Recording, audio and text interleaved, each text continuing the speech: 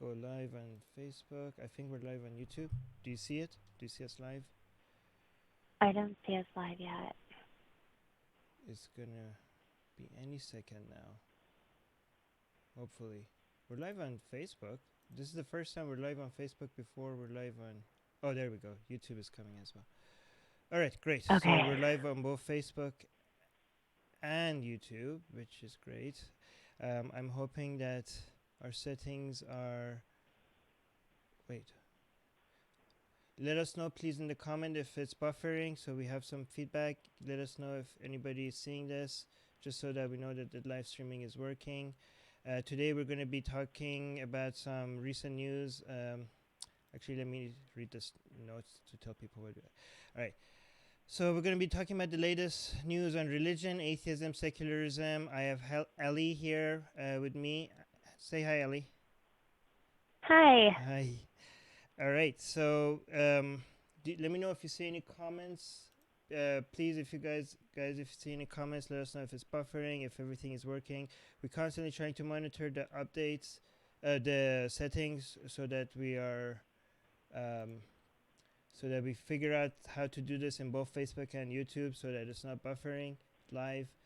But Ali is going to be keeping an eye on the live chat. The YouTube live chat is going to show up on the screen. Ali, do you see us on YouTube and Facebook? I do, yeah. I have us pulled up on both. Great. And we also have Facebook live chat going on. That one is not going to show up on the screen, but Ali is going to have is going to keep an eye on it. Oh, there we go. Sunshine, which is here. Here's Savannah. Yeah. Hi. Hi. And all right. So, but Ali is going to make sure that if we see any Facebook comments that is worth mentioning, guys, please keep it on the about the topic that we're sometimes people come and ask us opinions about something that is not relevant to what we're talking about, but we'll try to address them if it's about actually the news that we're talking about, right? Ali, also, if anybody uses the super chat function on YouTube, let's give them a shout out, and also make sure we read their comment. If you like what we're trying to do here, please subscribe to our YouTube channel. We are trying to grow our YouTube channel. We're big on Facebook, but on YouTube we just started actively trying to grow it. So I don't know if you're seeing the comments on YouTube, Armin. They're saying that your voice is low. Right. They can hear me, but yours is low, and that the video is frozen. The video is frozen, really? Oh my god. Okay, how's my voice now? I brought the microphone closer. I could also increase the audio, I think. No, I can't. Can I? I don't know. I'm not going to try right now. But I'm just bringing the microphone closer. But I don't know why the video is frozen. I reduced the... if you go 5 seconds back, then it might help with the buffering. But the video should be working. Let me see on Facebook if the video is working. Yeah, and Facebook is working.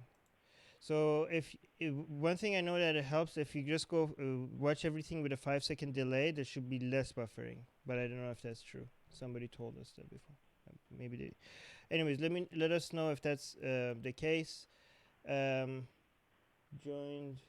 got sound on no video. Oh, on Facebook they're also saying they have no video. I don't know. What I try to do is I try to reduce the quality. So that it's smoother, but I don't know. Last time that solution worked. I don't know why it's not working this time. Anyways, let me just see. All right.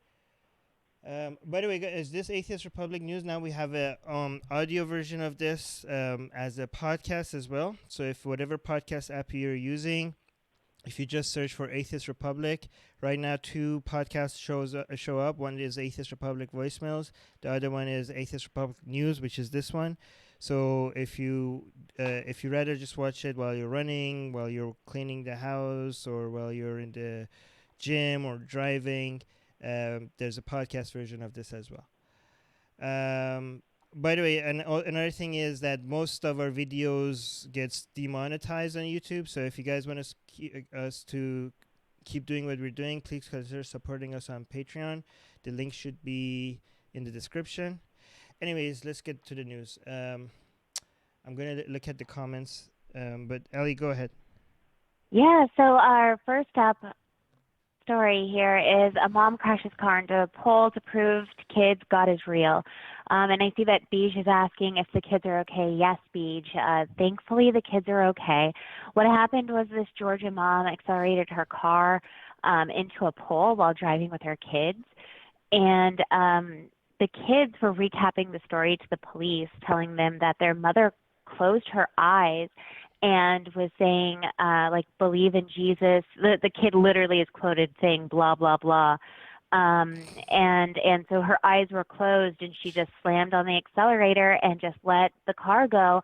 And they slammed into a pole in just the way, thankfully, everybody was able to get out. Kids are okay. But the mother is actually being held in jail. Actually, she was released on bond, but she was arrested for child cruelty. Good. But it's amazing that the kids were actually saying blah, blah, blah. Like, yeah, crazy mother was almost just killed us. Right? Like, Yeah. yeah. So wait. I mean, how else? That is insane. I mean, their mother, they could have been hit and I watched the video on the story as well, where police officers were saying, had she hit the car at just the right angle, everyone would have died. And not only that, but she did this in a busy intersection, so she could have hurt other people or killed other people as well. I mean, I really want to know what kind of state of mind you have to be in to want to prove to your kids something is real so bad that you're willing to risk yours and their own lives for it. This is how toxic and how powerful religion is. That imagine like that goes between how think about how powerful something needs to be to make you prioritize it over your own children, right? Like right. This is a force of like the attachment that most parents have towards their children is a very powerful force of nature, right? And for something to be able to come in between and for you to put your own children at risk for the sake of religious value or teaching religion or putting God or Jesus first before anything else, for something to be able to overcome that such a powerful emotion, it has to itself be very powerful, right? Right. And I don't know, but I know a lot of people might be like, oh, this has nothing to do with religion. This lady was crazy, right? You could find examples. Yeah. What would you say I would really have to argue that, because what this did is this just reinforced her own belief in her religion, right? She told the kids, the daughter, and I'm going to read the literal quote, her eyes were closed and she was saying, blah, blah, blah, I love God. And she told the kids that God was going to protect them. And if anyone gets to see this video, that car, it was actually, the entire wreck was picked up by a surveillance camera. That car was going fast, and they hit that pole hard. And so in her mind right now, she was right. Yeah, she was right. God protected them. Yeah, they didn't die. Kids, they weren't even scratched. So in her mind, she was right. This reinforces her crazy belief system here. And, this has nothing to do with religion. This has everything to do with religion. She did something to prove to her children that her religion was right. And now she has reinforced that belief, hopefully not in them, but definitely in herself. Right. Those kids seem to be either current or future atheists, by the way. How many kids? Oh, yeah, absolutely. That's what I thought when I saw it. How many kids were in the car? 2 kids. They were, I think, 5 and 7. 5 and 7 years old. Well, they're pretty. They seem to be very free thinking. If at this age they're like, oh yeah, she was saying, I love God, blah blah blah blah. blah. I mean, think about it. Like, when have we ever read a story that some mother crashed her car into a pole because she wanted to prove that Harry Potter was the best fiction series ever written? Like those things don't happen. But when it comes to let's prove that God is real. Let's prove God's going to take care of us. We see a lot of these stories. I don't know. It's strange to me. Here's what I would tell you. Let's say there are people that are actually crazy and they hear voices, and let's take religion out of the equation, right? Let's say there's somebody that has some mental issues that just hears voices and thinks like there are some other forces out there that is talking to it. And it's not God and it's not Jesus or anything like that. It's just some weird voices, right? And I go to that person and then be like, there are some, there's this creators of the universe. Or like, let's just say like, I don't know, let's just say there's some dark forces. Let's make up a different fiction, right? There's this boogeyman and he's real and he lives under your bed and he wants the best for you and he loves you and you have to feed it and you also have to make some certain sacrifices for it. If I just came to this person and said these things, that would be very irresponsible of me, wouldn't it? Right? And basically, this person is already suffering from hearing voices, and now I'm basically telling these voices are real. The correct thing to do would be to, if somebody is crazy, to be like, explain to them maybe. I don't know what it is actually. I'm not a professional, but whatever the correct thing to do is, I'm sure it's not part of that is not to go to them and tell them that these voices are real and you should take them seriously, right? Right. If I did that, I would be considered irresponsible. But that's what religion does to these people, right?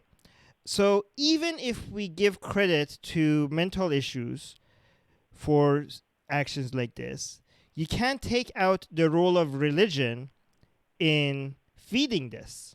Do you know what I mean? If you think it's responsible of me to go to somebody that is suffering from mental issues and tell them that voices that they're hearing or whatever their mental illness is, if you think it's irresponsible of me to go and feed into that and tell them these voices are real, then you would be a hypocrite not to consider religion a negative force, even if the main source of this is mental illness, right? Do you understand what I'm trying to say? Does that make sense? Yeah, no, it makes perfect sense. Right. But I mean, like, even if we do, there are a good percentage of people with schizophrenia that have religious delusions, and so it's really, again, it's unfair to say this has nothing to do. Even if she was schizophrenic, right? Even if she was mentally ill or had a really bad condition, 24% of inpatients with schizophrenia have religious delusions, and so feeding that beast is. It's dangerous. Right. By the way, people in the Facebook chat are saying video is now working. Let's make sure we keep an eye on the live chat. So the top comment on Facebook, let me just bring this a little bit lower. The top comment is saying, by the way, I don't understand why is on Facebook we're telling Facebook to organize this based on what the top comment is, but then the top comment has 58 reactions, and then I have to go, then the second comment has no reactions, but I don't know why it's second, and then you have to go scroll down to see something with 12 reactions. I don't understand. I see that. I have no idea. How does Facebook decides which one is the top comments if not by reactions? I don't understand. Anyway, so the top comment is saying with 58 reactions. That's pretty. If everyone survives, praise the Lord. If anyone dies, God has a plan. Yep. Yeah, actually, if the child did die, I'm pretty sure the mom would have a pretty good excuse. Good, like in her mind, good excuse for it. And then, by the way, I really don't understand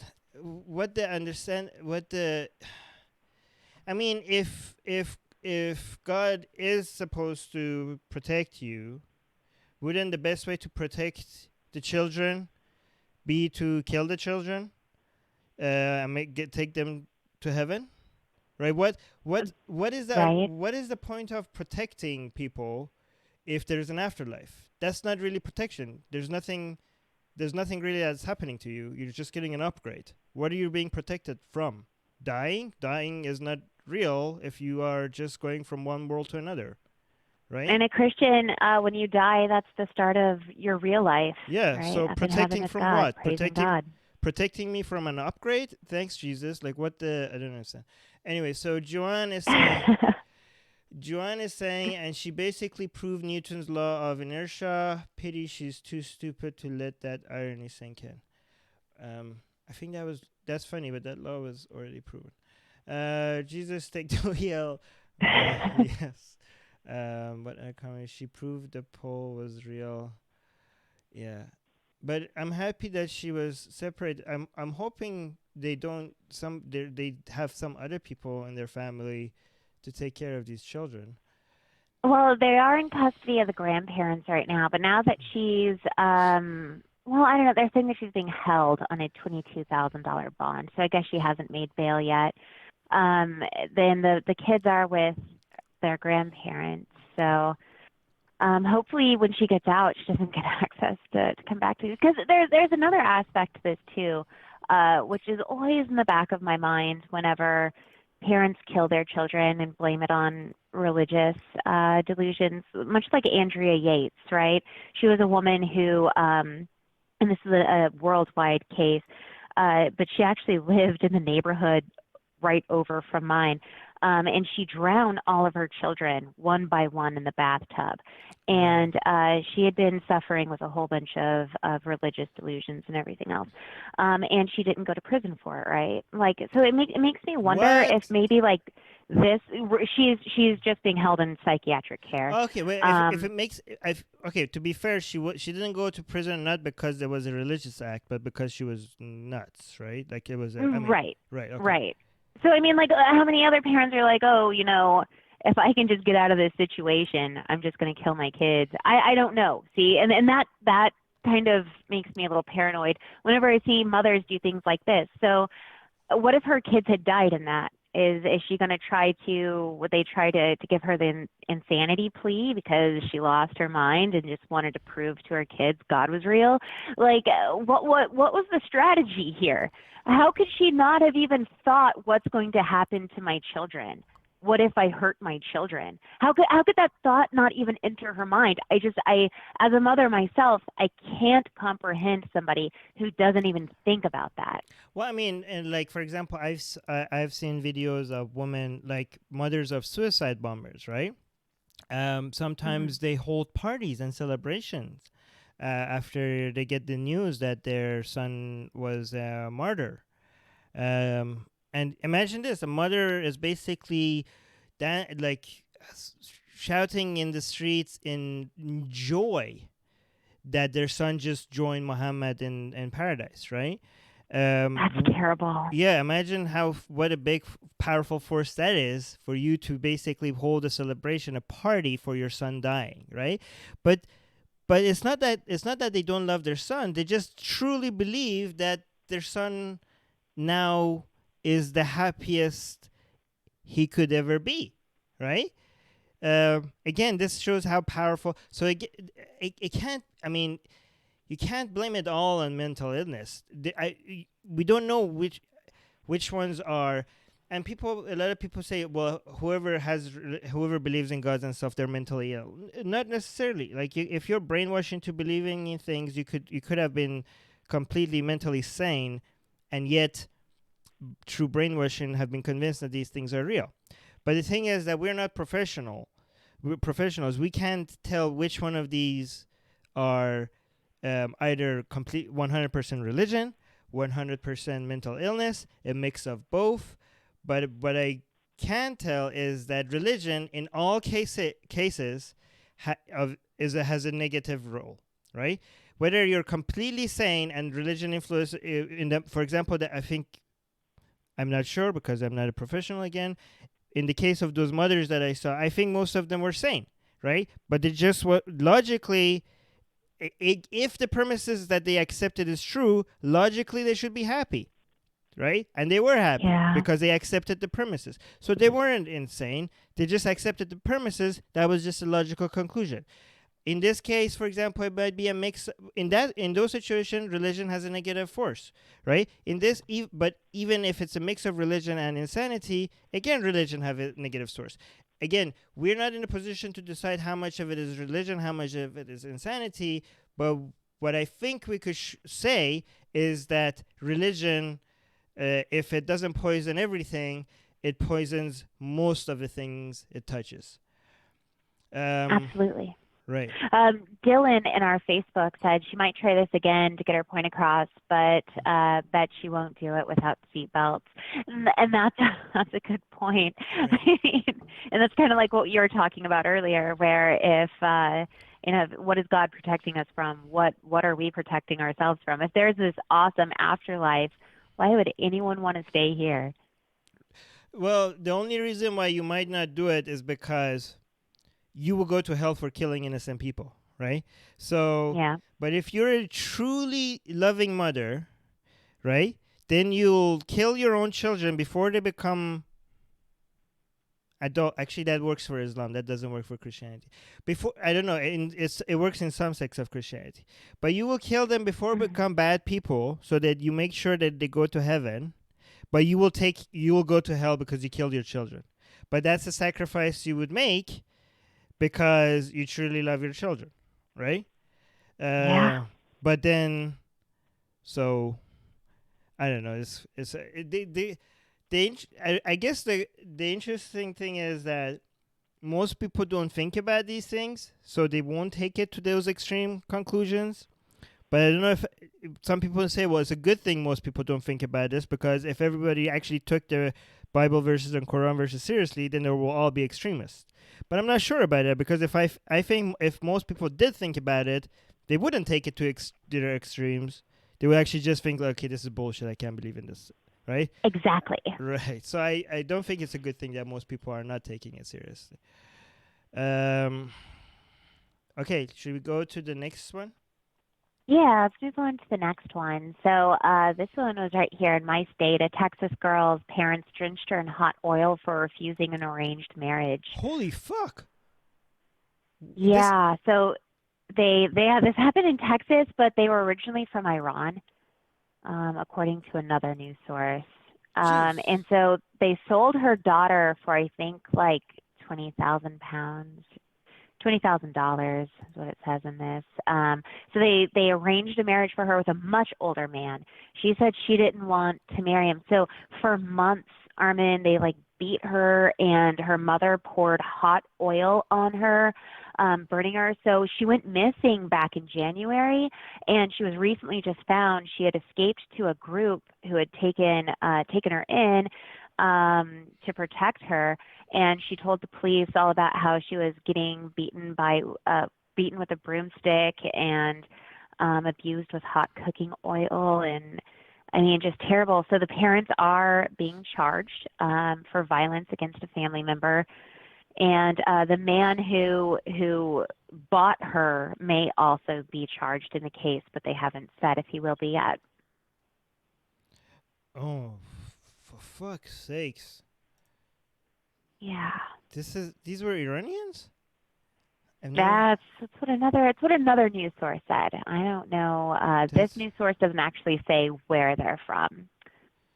I tried to get as much information on this as I could. I didn't know custom marriages were a thing. But again, I live in Iran. I lived in Tehran, so they might be from different parts of Iran where it's a thing. But I didn't know arranged marriages were a thing in Iran.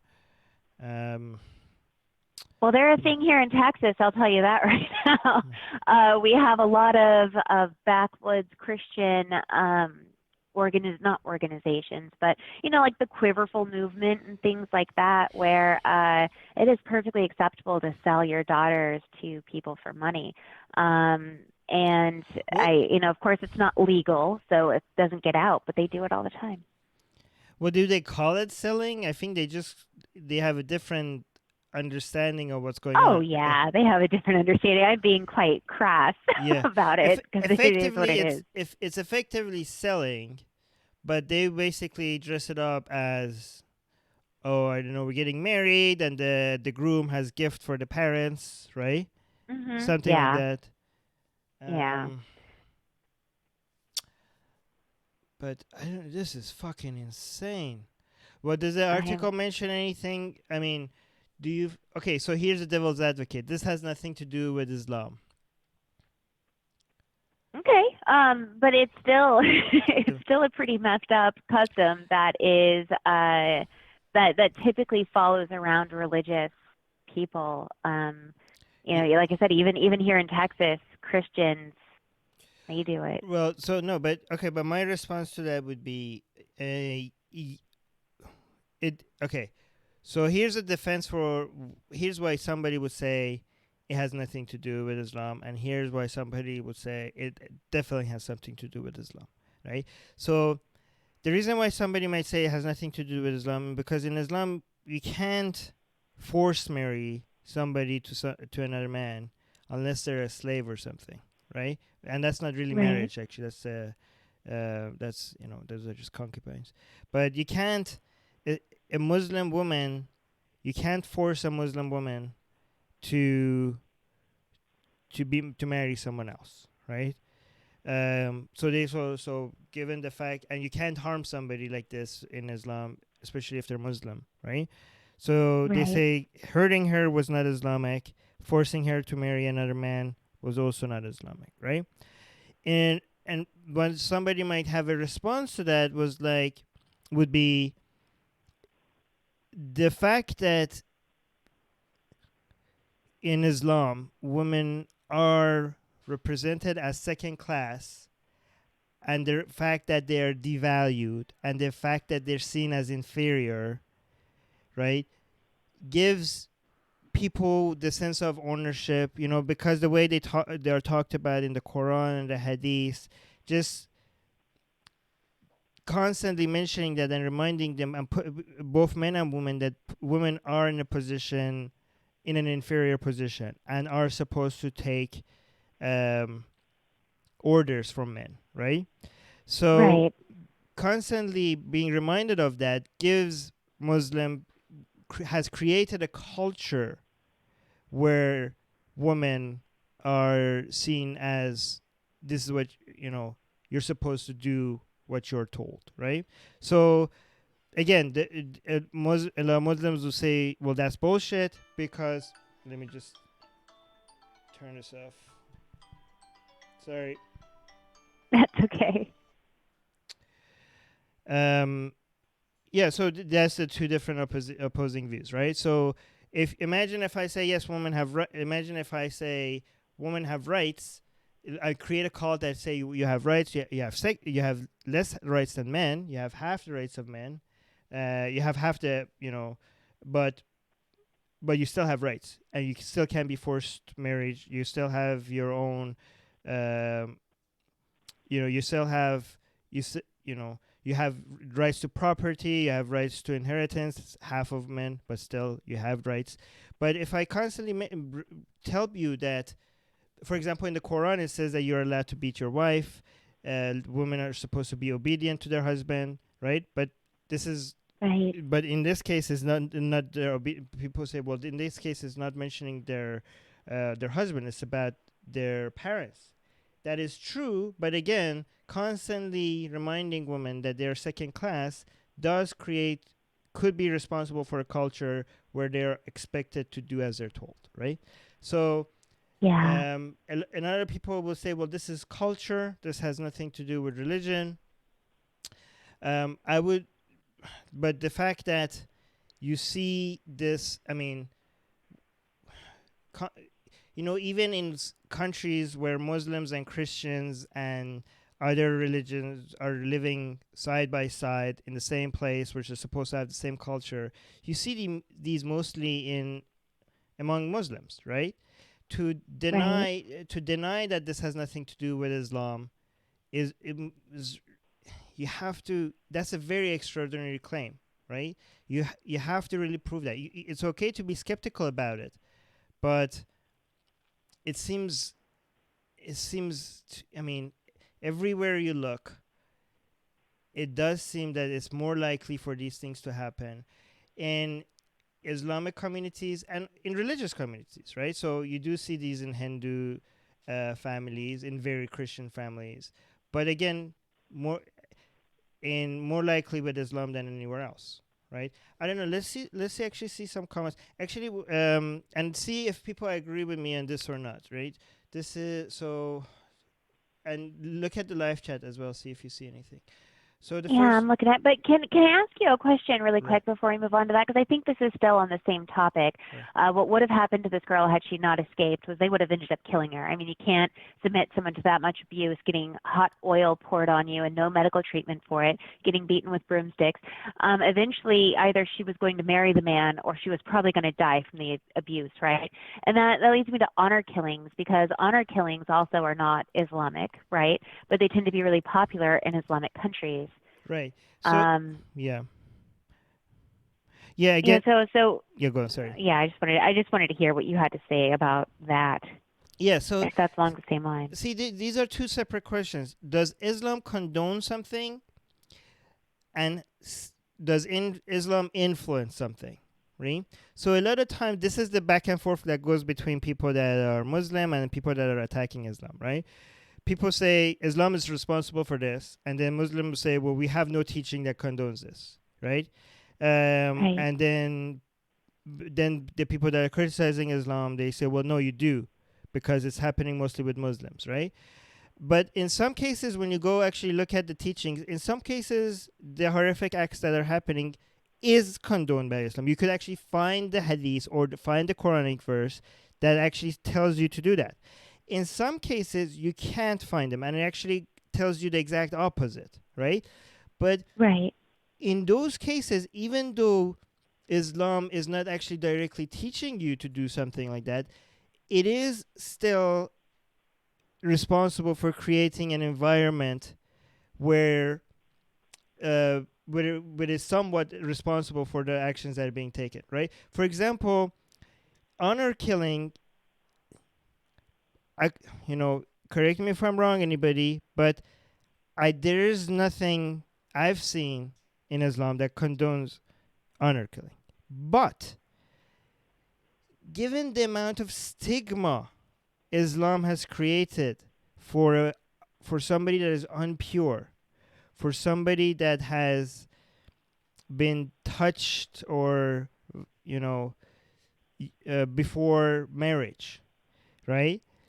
The amount of pressure that the amount of shame that a family feels, the amount of ownership a family thinks they have over the female members of a family, and the amount of shame and disgrace they think this brings to the entire family, does play a role in them thinking that they need to bring honor back to the family, back to their place in society by killing whoever committed this act, right?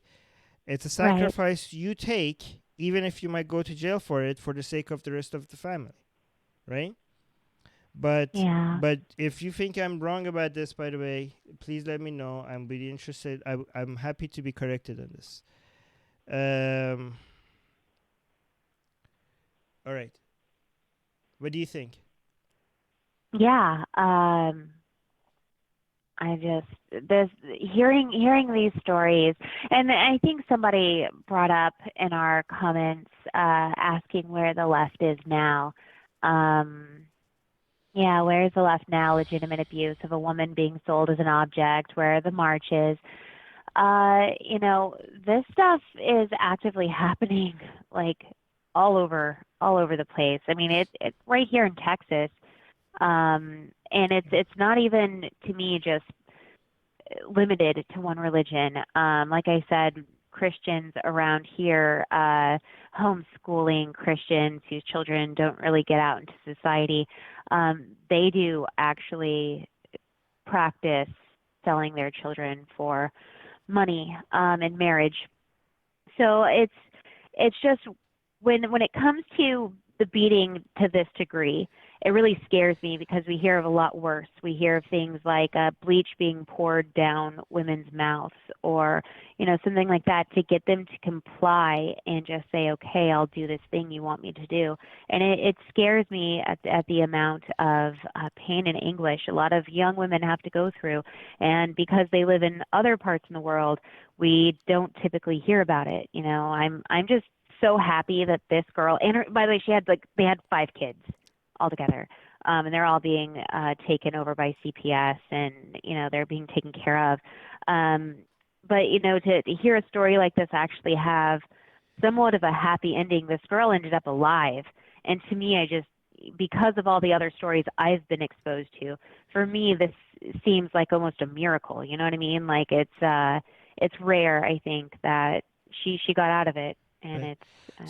So you're saying, isn't New York Post leftist, or is it? I think it is. I think New York leans to the left.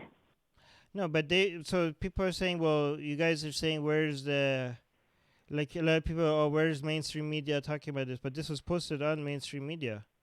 Right? I don't know. I So, don't understand why, but no, that's no. that's kind of always the thing. Whenever we talk about a woman who's been abused, especially an Islamic woman who's been abused, that's the go-to comment that we see on just about But, all of our but posts is where's the left now? yeah, but to be fair, you do get a lot of people from the left bringing attention to this, right? Yeah, Um, sure do. yeah, so you could argue that they should bring more attention to this. But again, okay, I think criticizing I think we talked about this last time. I do think that it's only fair to criticize the left in cases like this if they're actually supporting Islam or supporting these culture for the sake of supporting culture. Do you know what I mean? Mhm. Or say, or having a double standard, right? I don't think it's fair to tell people what they should focus on, because as long as as long as you're an activist and you're fixing something, I think you still deserve credit for being better than most people that don't care about anything, right? If you're fighting for women's rights, or men's rights or whatever, or you're fighting against racism or gay rights, let's say you're fighting for gay rights in the West, and I say, like, where were you when they hanged this gay person in Iran? Like, well, this is my focus. Is this is what I'm passionate about. This is what I care about. I don't condone that, um, but this is what I'm focusing on. I think that's totally fine for you to have a focus. If all of us were only focusing on the most important problem, then everybody should just focus on one thing. We should all just identify on the worst threat to humankind and not talk about anything else, right? I think it's fine that different people have different passions and focusing on different things. I think it would be only an issue if you, for example, were a gay rights activist and you were defending gay rights in the West, but you were saying that you're supporting, for example, a country like Iran or you say that's their culture. I don't. I'm not going to condemn that, right? Yeah, Uh, that's messed up. that's messed up, right? If you're being a hypocrite. But if you have a focus on the West or focus on your country or focus on whatever, I don't think that's a problem. I don't think it's fair for us to demand that you're outspoken about everything at all times, right? Right. Right. Well, another thing about these people who make these comments, where's the left now? Where, Jason Mullins, where are you? Where's your march? Tell Right. me when when you're holding the march for this woman and women just like her around the world. I'll gladly go to your march. No, I mean, You Jason. know. Jason, I'm pretty sure I can find something that you're not actively talking about, right? I'm pretty sure I can Yeah. find, even if you're talking about the women's issues in both the West and the East and gay rights. I'm pretty sure if I keep going down the list, I'm gonna find something that you're not talking about, right? And then I'm gonna, like, where's Jason on this on this topic? Why are you quiet about this topic, Jason? Um, anyways, but we do Yeah. appreciate your comment, even if we, We do. We yeah, do. Yes. yeah. So the first comment though, how do you pronounce this? Tyso. Tyso? Tyso. Okay. This is what happens when you put religion before your own children. You don't feel love or compassion for your children because in their eyes, I think there's a you're missing here. Yeah, you're just more recruitments. I don't know if you think that that's some high level conspiracy. Like, I do think this is something that's, it might be money, it might be religion, it might be culture.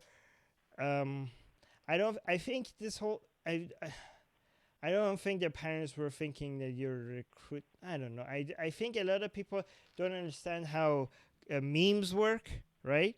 The way that memes like religion or culture work is that it seems like it's all intelligent, but it just survived because it just work. The individuals that are making the meme survive are not always in on what they're helping. They're Yep. not in on, they don't know that they're part of a bigger game. That it's kind of like our genes, right? It seems, evolution seems like it's intelligent, but it isn't, right?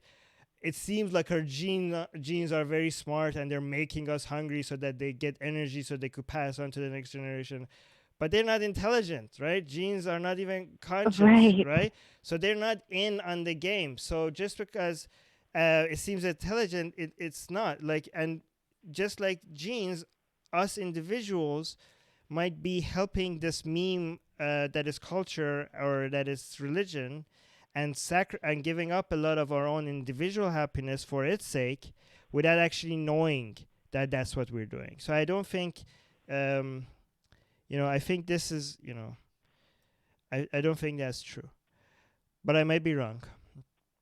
Yeah, I mean the thing is we don't know why, right? Yeah, we don't know why. Yeah. To me, what's been mentioned here, and from what I know, from hearing other women from Islamic countries, is, to me, this looks like money as a motivation, and Right. possibly family honor. Like, if we already made this deal with this man, and if you back off now, you're making us look bad. So that's what this looks like to me. But there was actually a guy who left a comment on this, Armin. I don't know what number it is, but if you scroll down and find Roel Zamora, he says that he lives 3 houses down away from these people. And he's claiming that they killed or stole his girlfriend's cat. Oh. I don't know how true any of that is, but he also posted a picture of their recruitment for the Islamic Caliphate. Get those cats. Drive them to Islam. I don't know. Cats are truly evil. I don't think cats can become Muslim, because cats see themselves as deities. So That's true. They're like, fuck Allah, you should worship me. Anyways, let's go to, let me see. Culture. All right, so let's go to the next one.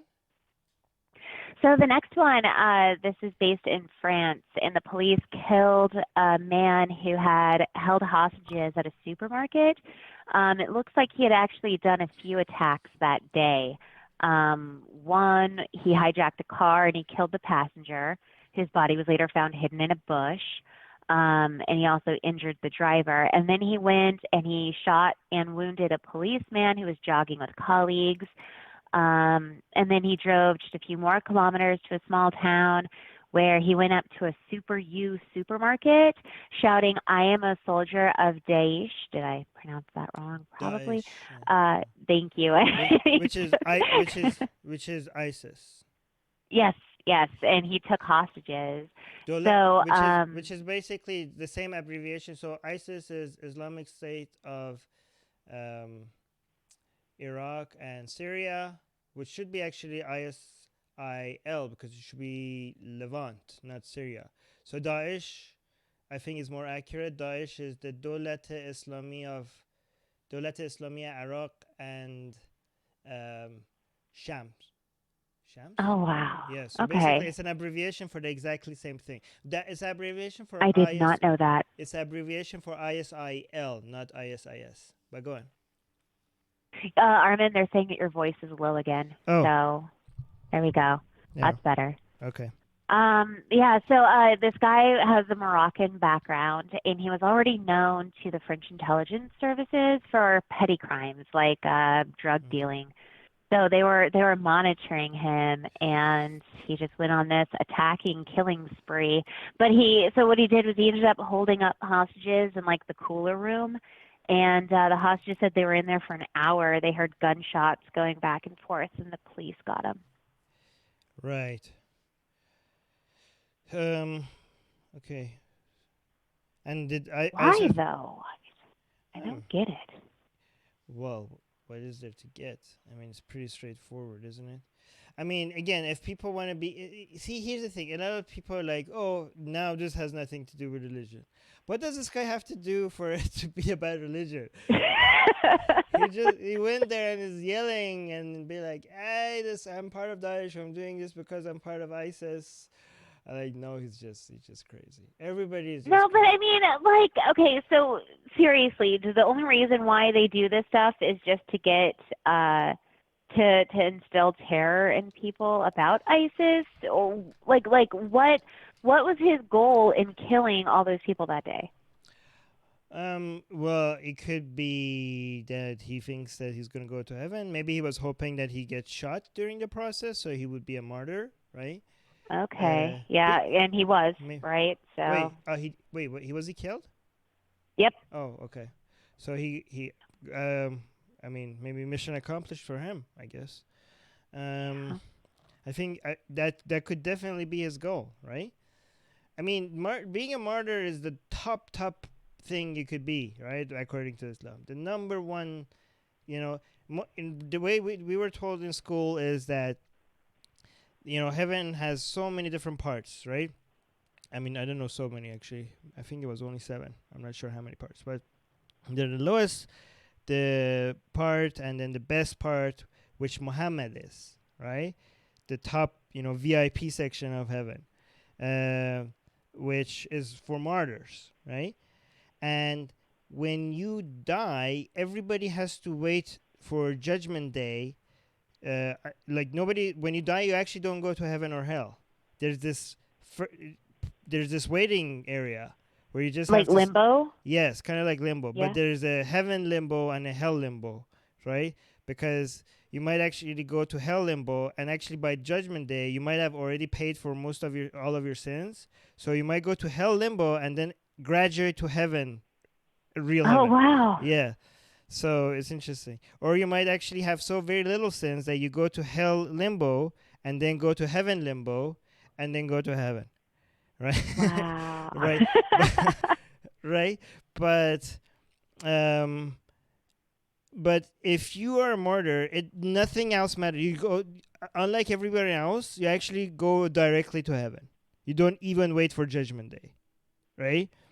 Yeah. So for a very long time, there's nobody in heaven. Actually, time passes there fast, so according to them. It's kind of like Inception. These people had these stories. Anyways, never mind. So time passes really fast, actually. Like, there was one guy. We're getting off topic. Martyrs go to heaven right away, and they go and see Muhammad. So they're in heaven right next to Muhammad. That's really amazing. And all of their sins are forgiven. Nothing else matters. Whatever shitty things you did before, it's all gone. I think except shirk, maybe. Because I think that's unforgivable. But you just go to heaven, and I mean, it's a pretty good incentive if you actually believe that, right? Yeah. Yeah. But Okay. I think that's important for everyone to know, to kind of understand. Maybe when we see these stories, because we see them a lot, Right. where some rogue person runs around saying I'm with ISIS, but he tries killing people, ends up dying in the process, and you're like, what? Like, you didn't really accomplish much, but if they died a martyr, I mean, that's kind of a big deal. I mean, for ISIS, this is a big deal too, because they're being defeated. They need to stay relevant. Yeah. They are desperate for getting some news coverage, right? So they're like, oh, thank God somebody is giving us credit. Let's go and give, because they're desperate for any attention right now in the media. They need this. They need this for recruitment purposes. But it's okay. It's good to be skeptical and be like, maybe religion wasn't the entire thing. Maybe there was other motivations here. But when you ask yourself these questions, think about it. Are you being consistent with this level of skepticism? If this guy was a white supremacist and went and shot a whole bunch of black people and shouted white power while doing it, would you have the same level of skepticism and be like, maybe he wasn't really racist, maybe it wasn't, white supremacy ideology that made him do it, maybe he was just nuts? Like, would you show the same level of skepticism if something like that happened? I mean, you could be skeptical. You have to be. The thing is that when somebody's telling you why they're doing something, you have to keep a percentage of doubt there, but you have to really reduce that percentage, right?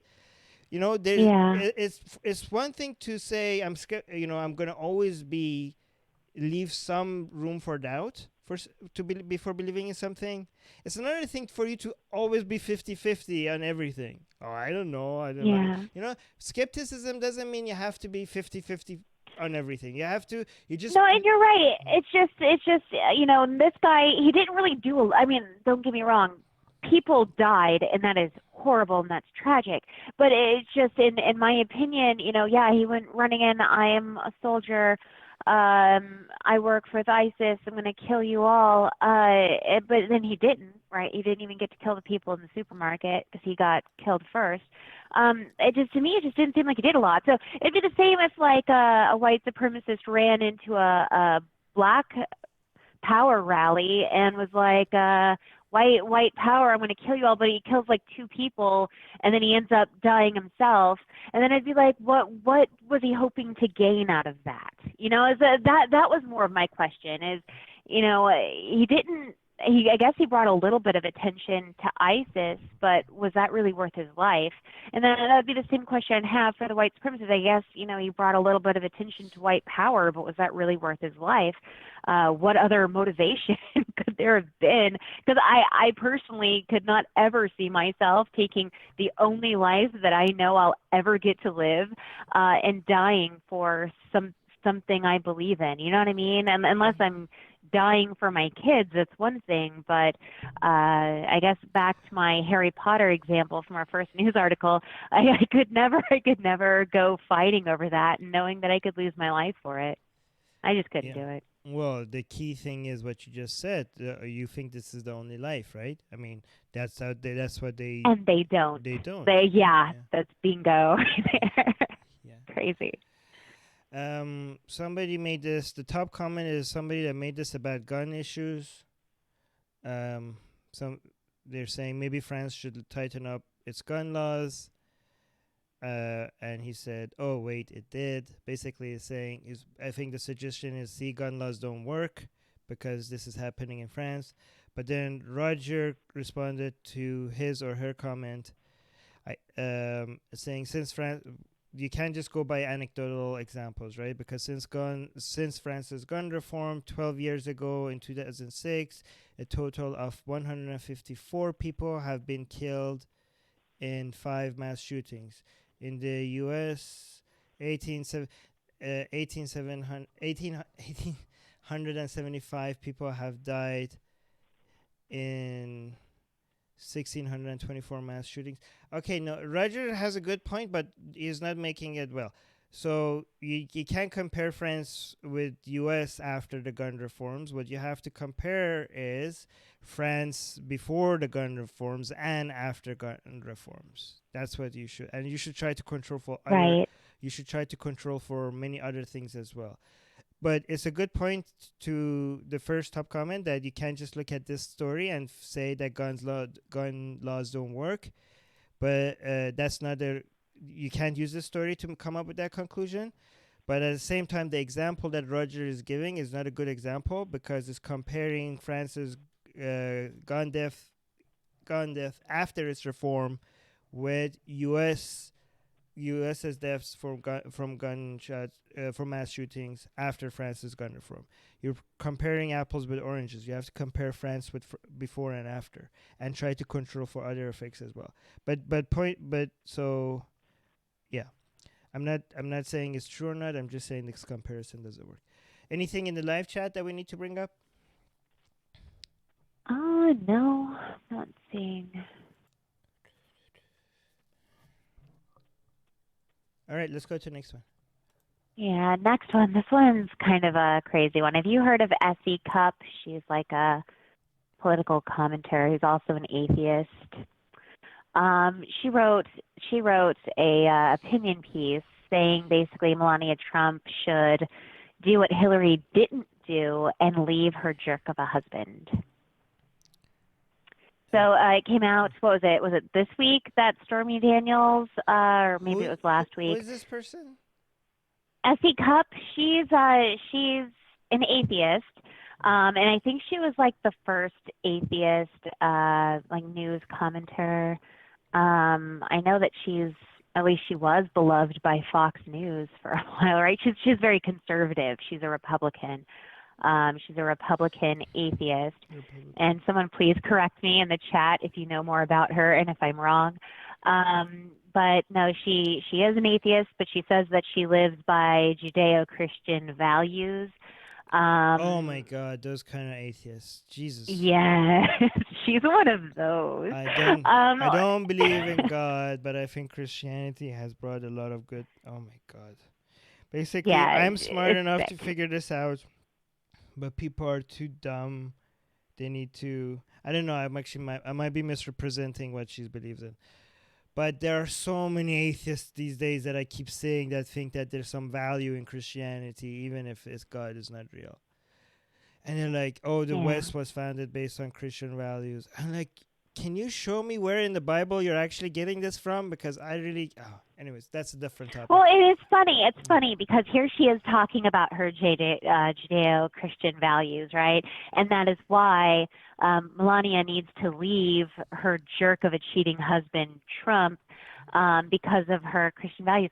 And yet the evangelicals all week have been saying, look to the Bible. King Solomon had a huge harem, and he was amazing and beloved. So everyone needs to give Trump a break. And so you know, which one's right here? We've got two different people with Christian values, an atheist with Christian values, and these evangelicals, and they're both pointing to the Bible to say two completely different things. Right. Okay. So even for New Testament people, people like, oh, that's Old Testament. You should focus on New Testament. Well, then she shouldn't. She shouldn't. You know, she should just shut up. Like there's columnists. She shouldn't even have a voice, right? She should be silent. Isn't it Peter who said a woman should stay silent? Yes. Why are you even speaking? Why not only speaking? You have such a loud voice. You're writing in the Inquisitor. I can't imagine you getting any louder than this. Why are you even follow your Judeo-Christian values, woman? And yeah, but the message that she's sending, though, I think is really, really fucked up, to be honest with you. I think that looking at another person's relationship and being like, oh, he's had affairs on you, you need to leave him. You need to be more of a woman than Hillary Clinton was. I think that's just, you know, you don't know what their arrangement is in their relationship, and you don't know, these people who want to hand out this kind of advice, and don't get me wrong, I don't like Trump. Okay, I don't like Trump at all, and I didn't watch the Stormy Daniels interview, so I don't really know if what she's saying is accurate or not. I don't know any of that stuff, but you know, I would never go to another woman and be like, "You need to leave him," and be a better woman than this woman was. It's so degrading. That is so disgusting. I hate that entire message. Right. Imagine if a man wrote this article. That would cause such a shitstorm if somebody wrote, you should leave. Like, who the fuck are you to tell women what they should do, right? So, yeah. I don't know, but wouldn't respect Hillary Clinton didn't. Jesus. What kind of expectation? You don't know what she's going through, right? You have no idea what she's dealing with right now. No idea. Yeah. You have no idea. We have no idea what their rules were in their marriage. We don't know any of that stuff. She might be devastated. She might be very happy. She might be supportive. She might be completely feel disgust. We don't know. People actually try to judge by her body language, but I don't know. I don't know. Let me just see what other people are saying. Melania should do whatever she wants. That's what Douglas is saying. Wants to, Boom. yeah, Melania should Yes. do whatever she wants to do. If she stays there, there's a reason. If she leaves, there's a reason. I don't know if she's concerned about winning respect. Yeah. No, seriously, if it's not okay for a man to tell women that they should leave their husband, why is it okay for a woman to say that, right? I don't know. I have no idea. I think it's disgusting. I do. I think that this is another one of those cases where, it's a woman tearing another woman down for the sake of bringing herself up. Here she is, getting jabs in at Hillary too, by the way. And it depends on what everyone was raised differently, right? I mean, everyone's heard. I think it was the Patsy Cline song "Stand by Your Man," and a lot of people had respect for Hillary for standing by her man. Look at that. They're not perfect. They're in public and they're not perfect. And she did what she had to do to get by. And that was her choice. It was nobody else's choice. That was her choice. And so for another woman to be like, I'm gonna tear you down and tell you that basically what I get by this is if you don't leave Trump, you're as much of a failure for an entire generation as Hillary Clinton was.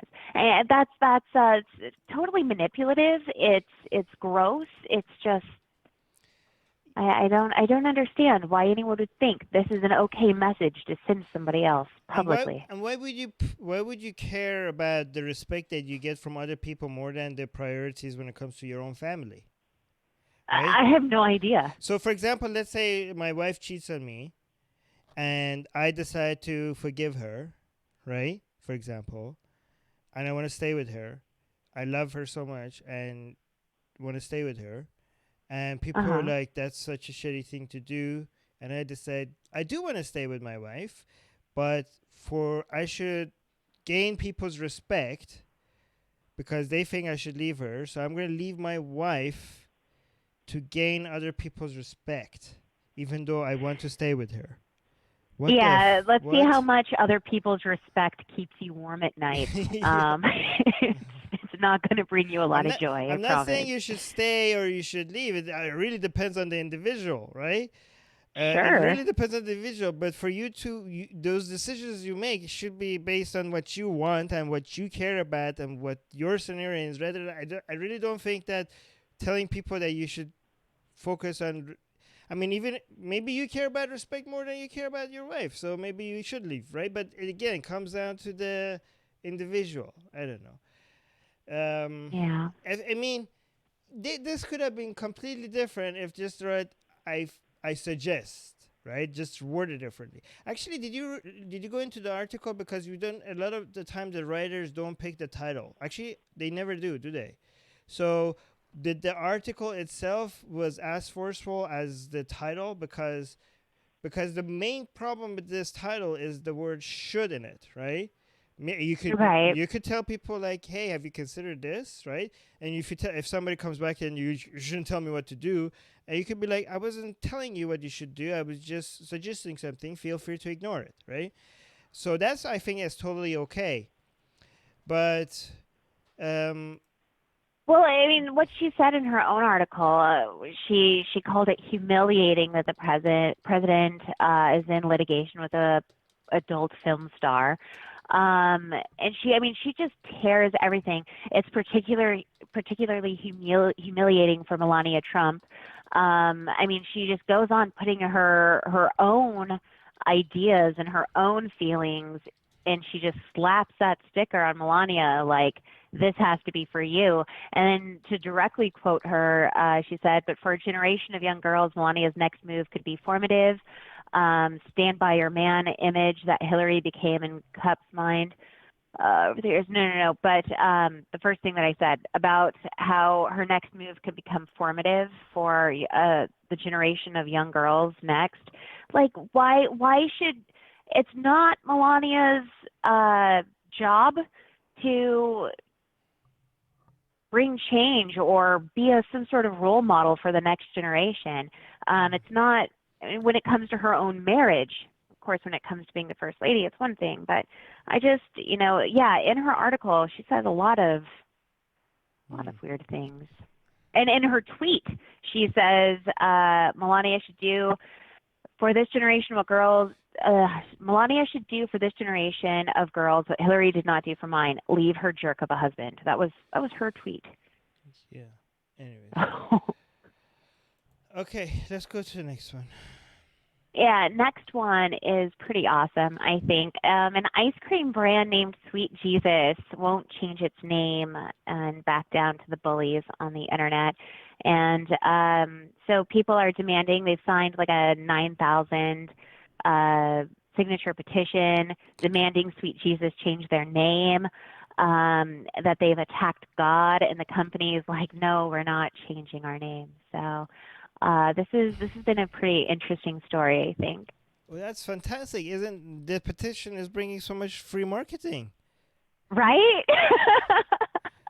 Yeah, don't change your name. Try to maybe encourage more petitions, more outrage. This is fantastic.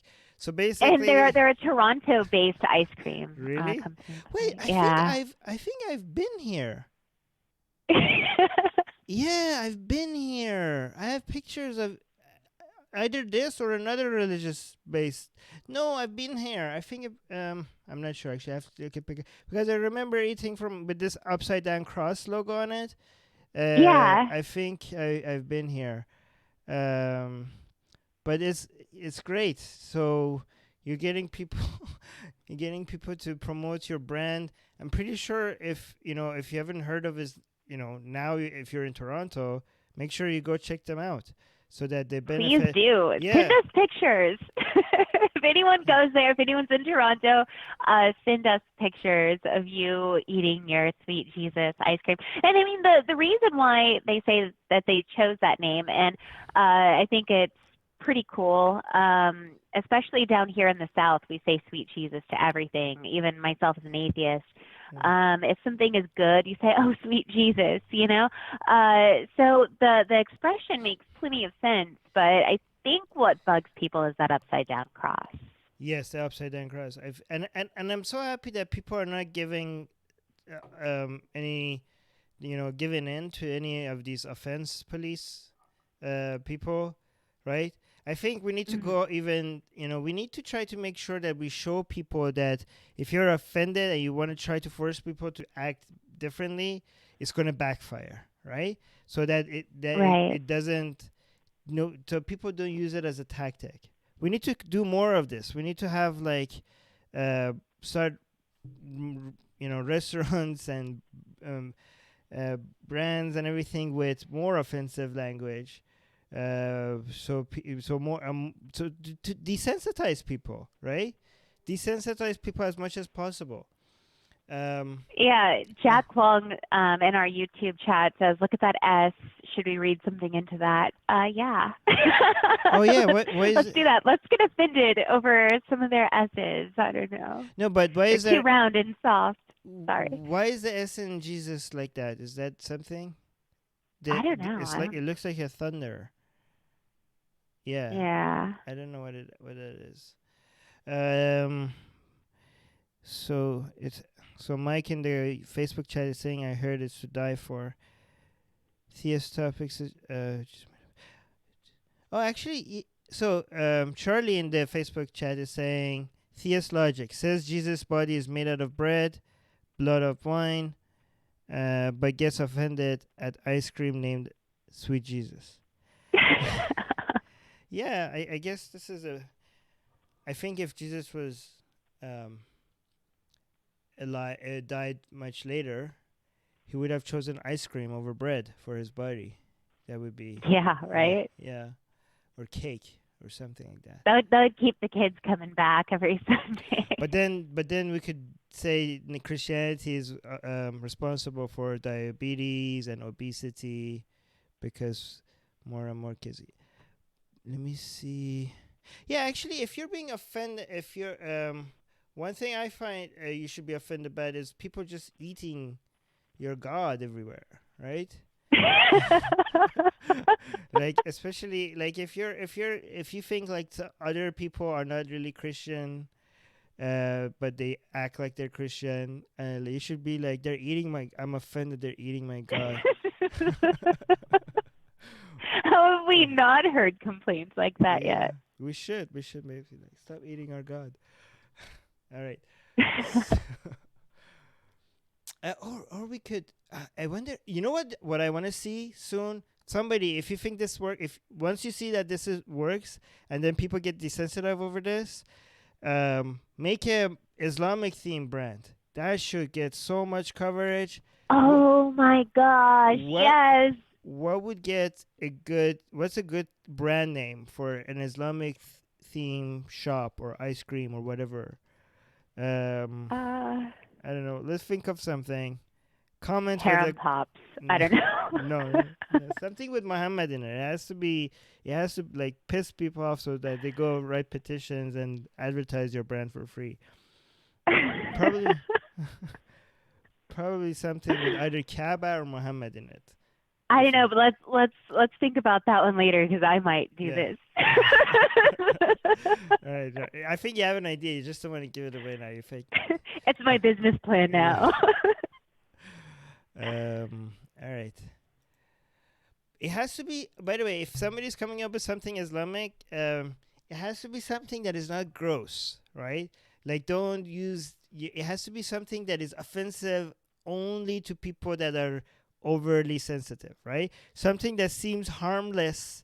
Like, don't do like fuck Muhammad or like something like that, right? Do something that seems to anybody that is not religious. It seems like seems not offensive, but to show how easily it is, how easily these people get offended, something, I don't know, something that has something to do with Muhammad but doesn't have swear words in it and doesn't have something disgusting in it, so that it passes off as something cute and funny and innocent, but still pisses off a lot of people. And people might ask, why would you want to piss off people? The thing is that we're not I don't support pissing off people for just for the sake of pissing them off. I do think, though, that people that do get easily offended need to get desensitized. And you normalize these things by making them go everywhere, right? And it has worked. Like, if you see Muslims don't react as much as they used to Muslim cartoons. To cartoons of Muhammad. As much, they still do, but not as much as before. And I think we owe that to the Drawing Muhammad Day right. Annual event. Absolutely. Yeah. So. Absolutely. Yeah. What if you made it like a Muhammad's Flying Horse ice cream parlor and like everything's done up in unicorns and Pegasus? That's cute. Yeah. That'd be cute. See? Yeah. Or something about. Someone do this. Yeah. Something about Aisha. Oh yeah. Aisha. Aisha was playing with dolls right before she got married to Muhammad, right? So maybe make some company that makes dolls or something, right? So. Well, where I live, there's Aisha's everything around here. Aisha's beauty parlor, Aisha, but that's probably because people are named Aisha. Wait. Actually, I know what you should write. People should write Aisha and Muhammad romance novels, and make it very clear in the novels that Aisha is 9. Okay, and if people get offended that what the fuck she's too young, just be like, are you saying Islam is this is what are you talking? So you're basically gonna be offending people on both sides, right? People that are like, what the fuck? You're writing romance novels between a 9-year-old girl and a 50-year-old man, and then whoever complains, call them Islamophobes, right? They're all Islamophobes. You're being Islamophobic. This is their culture. This is religion. I'm just writing my novels based on their religion. So stop. Please be more accepting. And if Muslims get offended, just be like, what are you talking about? I'm just glorifying Aisha and Muhammad. These novels are, if you read them, pretty nice, pretty sweet. Look, Aisha is, she comes off as very, yeah. Beej just said the Prophet's Daycare Center. Oh, there we go. Okay, good. That's good. Go with that. Somebody make that happen. Uh, That was good. That was really good. right. All right. So let's go to the next one. Yeah, the next one, watch out, ladies. If you fantasize about strangers during sex, it'll make your babies gay. Says an imam in Uzbekistan. Imam. Yeah, imam. You, Sorry. yeah. You say a lot of things in a very southern U.S. way. You like last time Yes. you said last time. How do you say Arab? Say Arab again. Arab. No, that's not how you said it. You Is said it Arab? that's how you said it last time. Like, oh my god, I tried so hard not to do that too. Arab. Oh my. Okay, so Imam. I What? keep my southern accent at bay as much as I can, and then sometimes it just flies out. Arab. Okay. Okay. Yes. All right. Imam. All right. Yes. Okay, you're gonna have to say it again. Imam. Imam. Yeah. He says that if women fantasize about other men while they're having sex with their husbands, it'll make their babies gay. And this is even more fucked up because where he's at, being gay is against the law, right? And they've had people who are beaten to death, tortured for being gay, arrested. And so for him to come out and tell people it's the woman's fault, and not only like if your kid ends up gay, it's your wife's fault, and not only that, but she was fantasizing about other men while you were having sex with her. That's messed up. Like I think that's almost a call to action almost on a wife beating. Well, you can't. You can't really. This you can't really because you don't know what's in their mind, right? This is basically men trying to control what they can't see, right? Yeah. Because I think this guy is like, what if my wife is thinking about other men, and there's no, anything else they do, you can see, and you could like punish them for it, right? But you have to be like come up with this. Like you have to you have to try to control. If you want to try to control their thoughts, you have to come up with a punishment that will happen. You threaten them with a punishment that will happen to them, whether you know it about it or not. This is the whole idea about God as well, right? So like tyrants and dictators, right? Earthly, not tyrants and dictators. They're just a tyrant of what you do, right? They're just they just force you to act a certain way. But God, Allah or Yahweh, they are not just the dictators of action, but they're also, of your. They also see what you're thinking, right? And that's a very powerful way of controlling people. Like as a teenager, if you masturbate, or if you think about something that you're not supposed to thinking, you know that the creator of you think that the creator of the universe can see in your mind. You're like, and you find it so shameful. You're constantly trying to control what you're thinking about. Imagine if you're gay and you're just discovering that you're gay, and you just know that God is seeing your thoughts.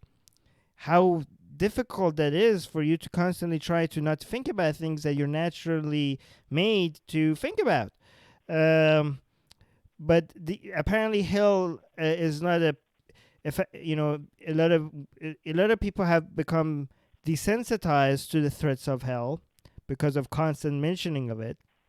So you have to come up with new threats that that is more real to people, that is stuff that happens in this world, right? So they try to go with their greatest fears, right? So for example, as a teenager in school, they told us that masturbating gives you pimples, right?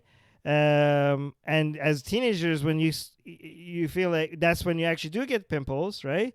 And most teenagers do masturbate, right? And they must see that it's happening at the same time, so it must be right?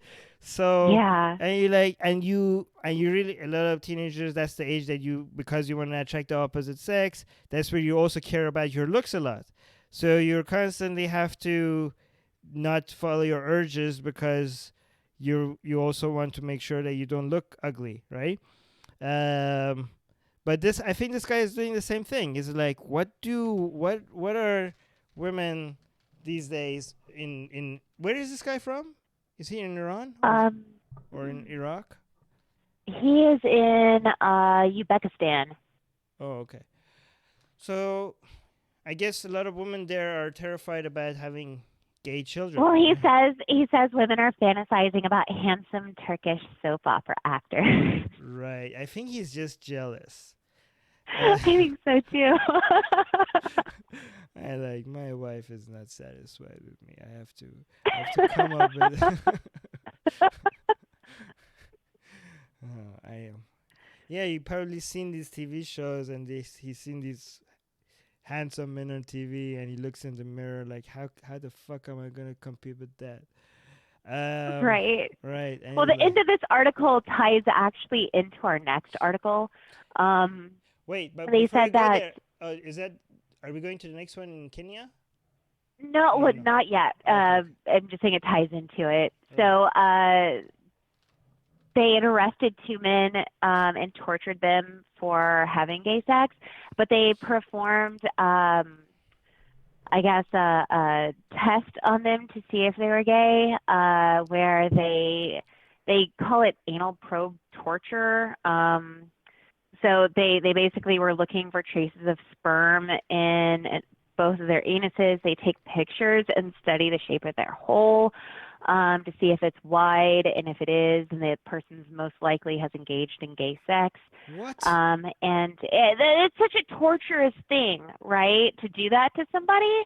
And both of those men were in their 20s. So where this guy is, they perform these types of torturous tests to see if somebody is gay, and that ties into our next article. Wait, okay, before we go there, but this imam guy, right? Like, where do you think he gets this from? Like, I have no idea. Does he have like a study? Like, did he do a peer review, academic research? That was like did he just pull this out of his ass, or does he have like is there a hadith that kind of suggests this? I've heard some very, I know Islam is absolutely ridiculous, but there is some order to the ridiculousness of it, right? Like, you can't just make up shit. You have to come up with some, legitimacy for the things that you're saying. Like, you have to find some other imam at some point coming up with a conclusion based on another scholar. As much, they're not scholars, but whatever, they call themselves scholars. But anyways, I don't know where is he getting this from? Like, I feel like he almost has to be saying this. I don't know if he's married. I don't know his own personal life, but I feel like the only reason why you would come out and just say something that's ridiculous is if you're looking out for your own interest. And I just maybe he's like threatening his wife. He's like, "Look what I just discovered. If any of our children are gay, you're going down." I know, but what I'm saying is that even in the ridiculousness of Islamic law and Islamic philosophy, if you come up with something that is completely out of the ordinary and is based on nothing else, other imams will call you out, right? Right. You can't. There is some order to this ridiculousness. You know what I mean?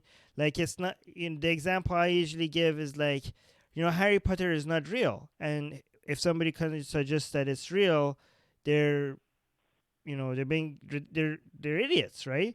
But even in this non-real world, there's some internal logic to how it works, right? If somebody's writing fan fiction on Harry Potter, they're not just going to pull out a lightsaber in the middle of Harry Potter, right? So it's not real, but there's some internal consistency to how the different schools work.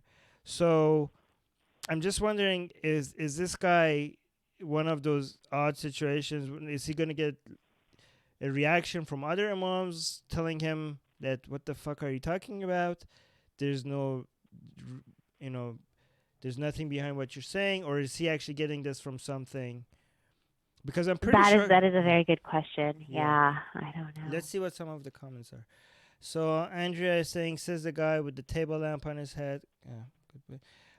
DB Bartek is saying, wow, now I wonder who who my dad was fantasizing about, who was creating me. But no, your mom. It's supposed to be your mom, not your dad. And the and oh yeah, actually, this is what I'm saying. Sarath.